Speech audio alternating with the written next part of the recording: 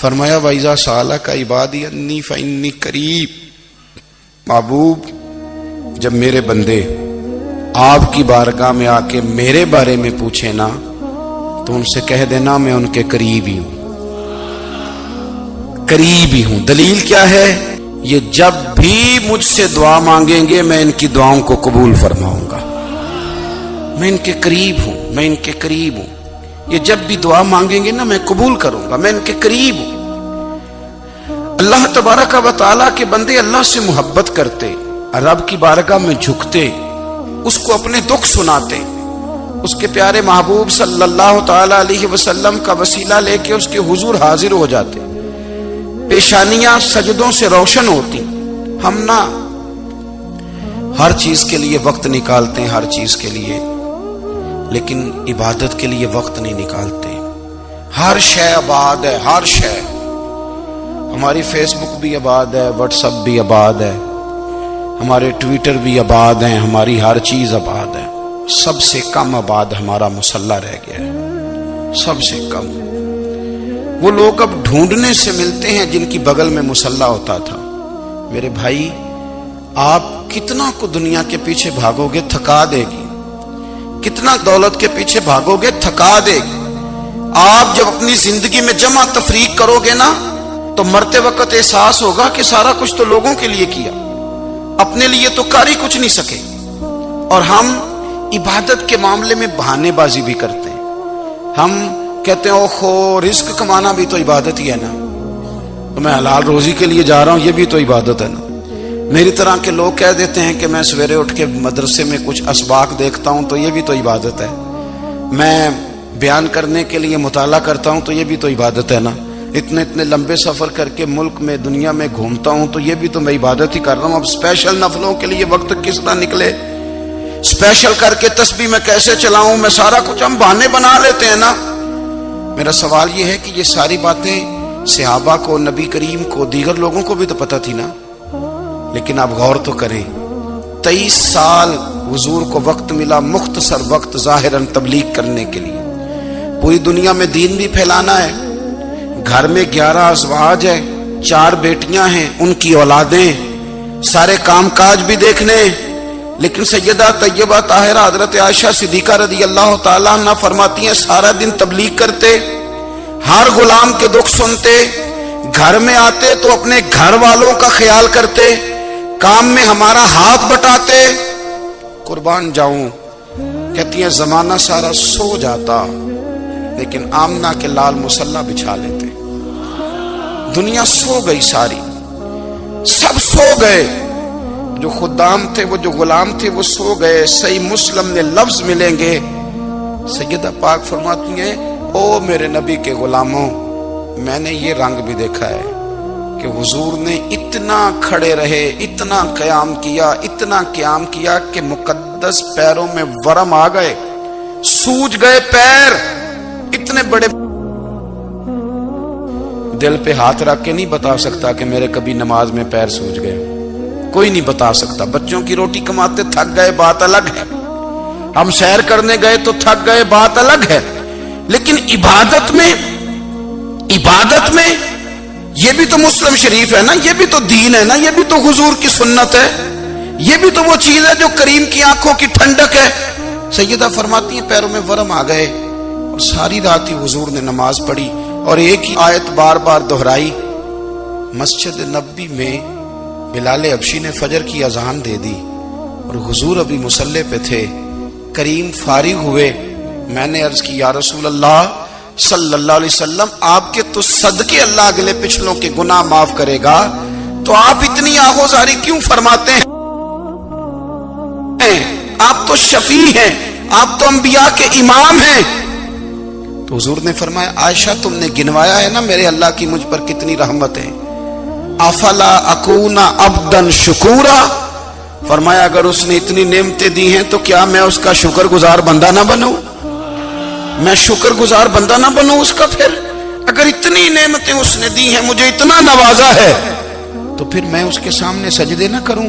او میرے بھائی، بڑے قابل فخر لوگ ہیں ہم کہ ہم نبی پاک کے غلام ہیں، ہم قابل فخر ہیں کہ نبی کریم کے غلام ہیں، کیا کبھی اس غلامی کے شکرانے میں بھی 2 نفل پڑھے کہ یا اللہ تیرا شکر ہے تو نے ہمیں حضور کا غلام بنایا ہے؟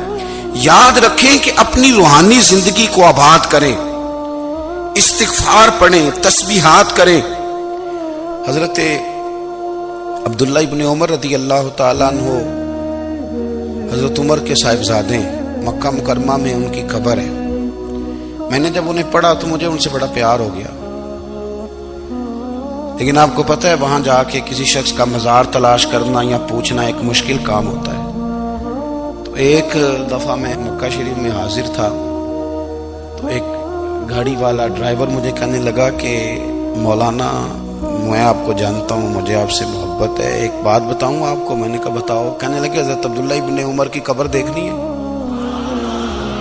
میں نے کہا یہ تو نہیں کہہ رہا، یہ کسی نے بندوبست کرایا ہے، یہ اللہ نے تیرے دل میں بات ڈالی ہے، یہ ہو گیا تو لے چل مجھے۔ حضرت عبداللہ ابن عمر کو نبی پاک نے فرمایا تھا راجل صالح، یہ نیک بندہ ہے، یہ متقی آدمی۔ حضرت عبداللہ ابن عمر رضی اللہ تعالیٰ عنہ سیدنا فاروق اعظم رضی اللہ تعالیٰ عنہ کے صاحبزادے ہیں، اور ان کی ہمشیرہ سیدہ حفصہ رضی اللہ تعالیٰ عنہ حضور کی زوجہ محترمہ۔ ایک دن اپنی ہمشیرہ سے کہنے لگے کہ نبی کریم صلی اللہ تعالیٰ علیہ وسلم گھر میں آئے نا، اور اگر حضور غم امت میں پریشان نہ ہوں، طبیعت کو حشاش بشاش دیکھو تو ذرا پوچھنا تو صحیح حضور کا میرے بارے میں کیا خیال ہے، پوچھنا تو صحیح کہ کریم کی بارگاہ میں میرا کیا مقام ہے، میرے بارے میں حضور کیا فرماتے ہیں۔ اب بہن کو کام بتائے اور بتائے بھی بھائی، اور کوئی بہن وہ کام نہ کرے، یہ تاریخ میں ہوتا نہیں۔ حضرت عمر فاروق رضی اللہ تعالیٰ عنہ کی صاحبزادی ام المومنین رضی اللہ تعالیٰ عنہ فرماتی ہیں کہ میں تو بس منتظر تھی۔ انہوں نے تو کہا تھا نا کہ اگر تم حشاش بشاش دیکھو تو بات کرنا، لیکن حضور تشریف لائے، میری باری تھی، میرے گھر تشریف لائے، کھانا پیش کیا تو فوراً میں نے عرض کی حضور ایک بات پوچھنی تھی۔ تو حضور نے فرمایا پوچھئے۔ میں نے عرض کی حضور میرے بھائی عبداللہ ابن عمر کے بارے میں آپ کا کیا خیال ہے؟ نوجوانوں میری بات پہ غور کرنا، میرے بھائی کے بارے میں آپ کا کیا خیال ہے؟ تو نبی کریم صلی اللہ تعالیٰ علیہ وآلہ وسلم نے میری طرف دیکھا اور پھر حضور زیر لب تھوڑا مسکرائے، اور بریلی کے امام کہتے ہیں کہ حضور مسکرا دیتے تھے نا تو جو بڑا دکھی ہوتا تھا وہ بھی ہنس پڑتا تھا۔ اب سوال پیدا ہوتا تھا کہ پھر تو اس مسکراہٹ کے لیے انتظار کرنا پڑتا ہوگا کئی مہینے کہ حضور مسکرائیں تو رونے والے ہنسیں، تو اعلیٰ حضرت فرماتے نہیں، انتظار نہیں کرنا پڑتا، یہ مسکراتے رہنا تو حضور کی عادت ہے۔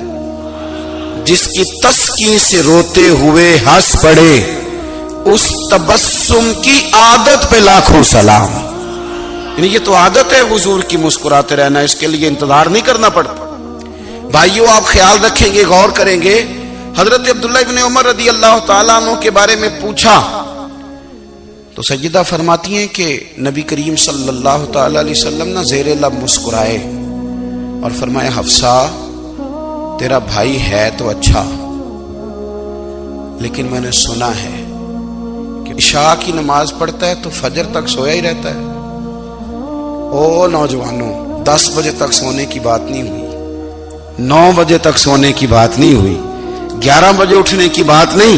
حضور فرمانے لگے میں نے سنا ہے کہ عشاء کی نماز پڑھ کے سو جاتا ہے اور فجر تک سویا ہی رہتا ہے، اسے چاہیے کہ تہجد کے وقت اٹھا کرے، اللہ کی بارگاہ میں حاضر ہوا کرے، آہوزاری کرے، سجدے کرے، عبادت کرے، اٹھتا ہے اور فجر میں جا کے اٹھتا ہے۔ حضرت جناب حفصہ رضی اللہ تعالیٰ عنہ کہتی ہے میں نے جناب عبداللہ ابن عمر کو پیغام دیا اور میں نے کہا میرے جوان بھائی سن، نبی پاک نے فرمایا ہے تو اچھا پر تہجد میں نہیں اٹھتا، نفل نہیں پڑھتا۔